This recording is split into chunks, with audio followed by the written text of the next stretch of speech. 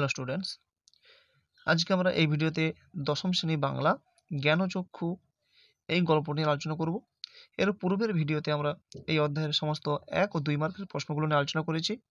তো আজকে আমরা এই ভিডিওতে সমস্ত বড় প্রশ্নগুলো অর্থাৎ ব্যাখ্যামূলক ও রচনাধর্মী প্রশ্নগুলো নিয়ে আলোচনা করব এবং আশা করি এই অধ্যায় থেকে খুব বেশি পড়ার প্রয়োজন নেই।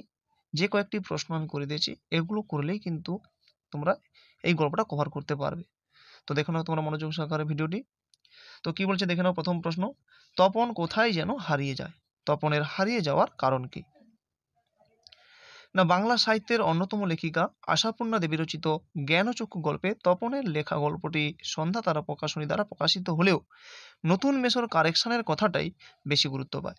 ফলে তপনের বাবা ও মেজো কাকু মেসোমশাইয়ের কারেকশনকেই বেশি গুরুত্ব দেয়। মেজো কাকু বলেন, ওরকম একটা লেখক মেসো থাকা মন্দ নয়, আমাদের থাকলে আমরাও চেষ্টা করে দেখতাম।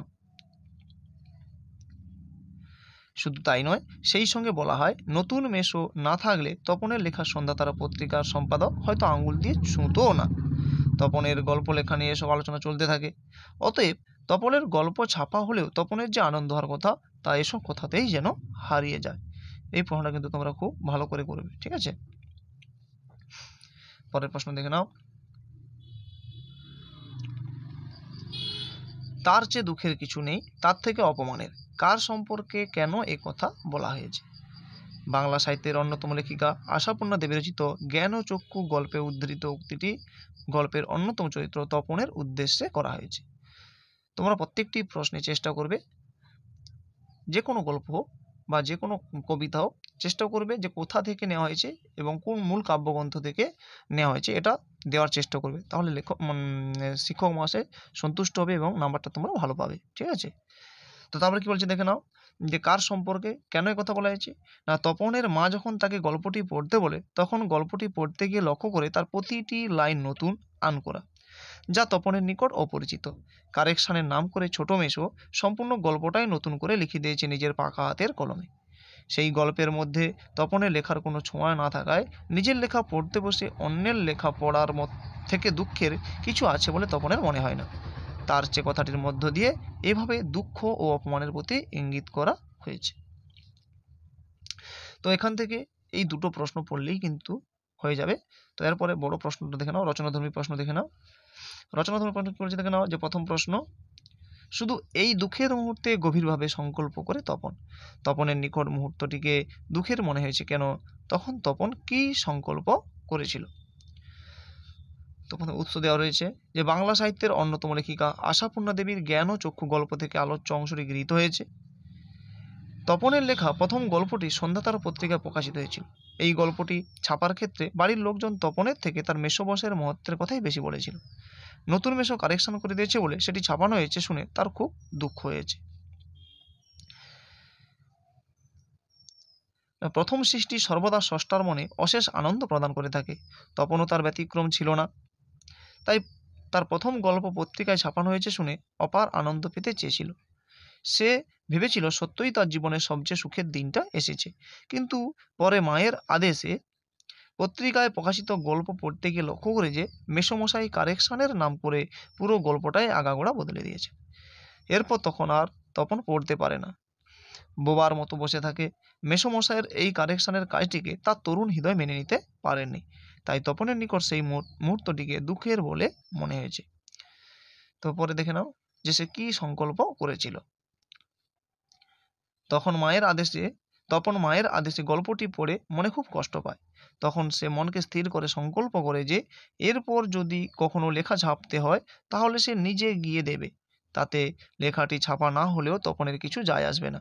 নিজের কাঁচা লেখা ছাপা হোক না হোক অন্তত তাকে শুনতে হবে না যে অমুক তপনের লেখা ছাপিয়ে দিয়েছে। আর তপনকে যেন নিজের গল্প পড়তে বসে মনের সমস্ত কষ্ট চেপে রেখে অন্যের লেখা লাইন পড়তে না হয়। এটাই ছিল তার সংকল্প। বড় প্রশ্নের জন্য এটা খুব ইম্পর্টেন্ট। পরের প্রশ্ন, নতুন মেসোকে দেখে জ্ঞান ও চক্ষু খুলে গেল তপনের। উদ্ধৃত উক্তিটির উৎস সহ তাৎপর্য বিশ্লেষণ করো। সেটা ভুল হয়ে গেছে, একটু প্রিন্টিং মিস্টেক হয়ে গেছে। আলোচ্য লিখে, ঠিক আছে?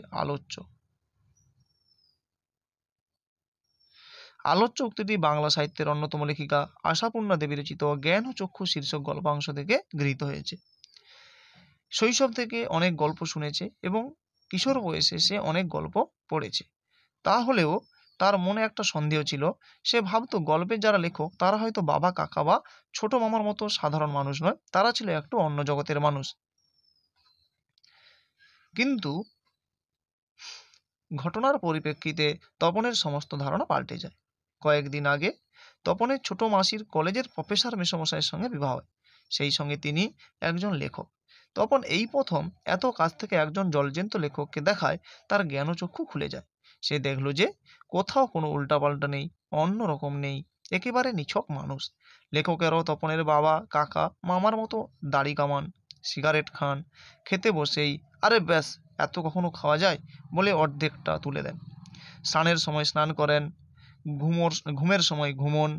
তাছাড়া তারাও খবরের কাগজ নিয়ে প্রবলভাবে গল্প তর্ক করেন, আর শেষ পর্যন্ত এ দেশের কিচ্ছু হবে না বলে সিনেমা দেখতে চলে যান, কিংবা সেজেগুজে ঘুরতে বেরিয়ে পড়েন। লেখকদের সম্পর্কে এই বাস্তব ধারণা পেয়েই তপনের জ্ঞানচক্ষু খুলে গিয়েছিল। অর্থাৎ তপনের অন্তর্দর্শন লাভ হয়েছিল তার ছোট মেসোমশাইকে দর্শন করে। এই প্রশ্নটা, পরের যে প্রশ্নটা রয়েছে, এটা না করলেও হয়, কিন্তু রিস্ক না নিয়ে এই প্রশ্নটা করে নেওয়া উচিত। জ্ঞানচক্ষু গল্পে তপনের চরিত্রটি আলোচনা করো। তো বাংলা সাহিত্যের অন্যতম লেখিকা আশাপূর্ণা দেবীর জ্ঞানচক্ষু গল্পে তপন একটি অল্প বয়সী ছেলে। সদ্য বিবাহিতা ছোট মাসি থেকে সে প্রায় 8 বছরের ছোট। তবে বিশেষ কিছু বৈশিষ্ট্যের জন্য তপন আর 5টা ছেলের থেকে আলাদা। তো তার চরিত্রের বৈশিষ্ট্যগুলো দেখো। সাহিত্য প্রীতি।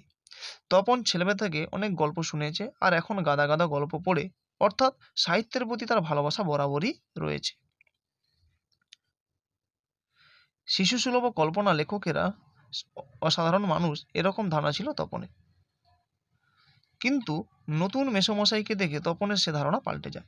তপন দেখে ছোট মেসোমশাই লেখক হলেও ওদের মতোই দাড়ি কামান, সিগারেট খান, খেতে বসেই আর ব্যাস এত কখনো খাওয়া যায় বলে অর্ধেক তুলে দেন।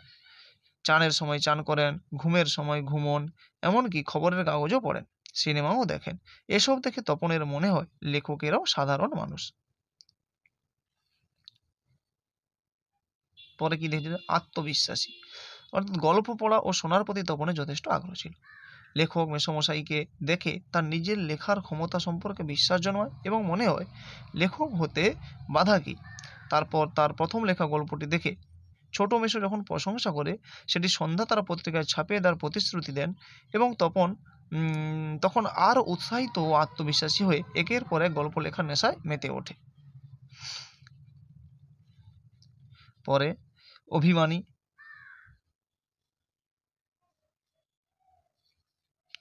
ছোট মাসির সাথে তপনের বন্ধুত্বের সম্পর্ক থাকায় সে তার লেখা গল্প ছোট মাসিকে দেখালে তিনি বলেন, কোনোখান থেকে টুকলিপাই করিসনি তো? এই কথা শোনা মাত্রই তপন অভিমানী হয়ে পড়ে। পরে রয়েছে দেখো বাস্তববোধ। সন্ধ্যা তারা পত্রিকায় তপনের লেখা গল্প দেখে পরিবারের সবাই প্রশংসা করে, কিন্তু যখন মেসোমশাই কারেকশনের নাম করে বা কারেকশনের কথা বলে,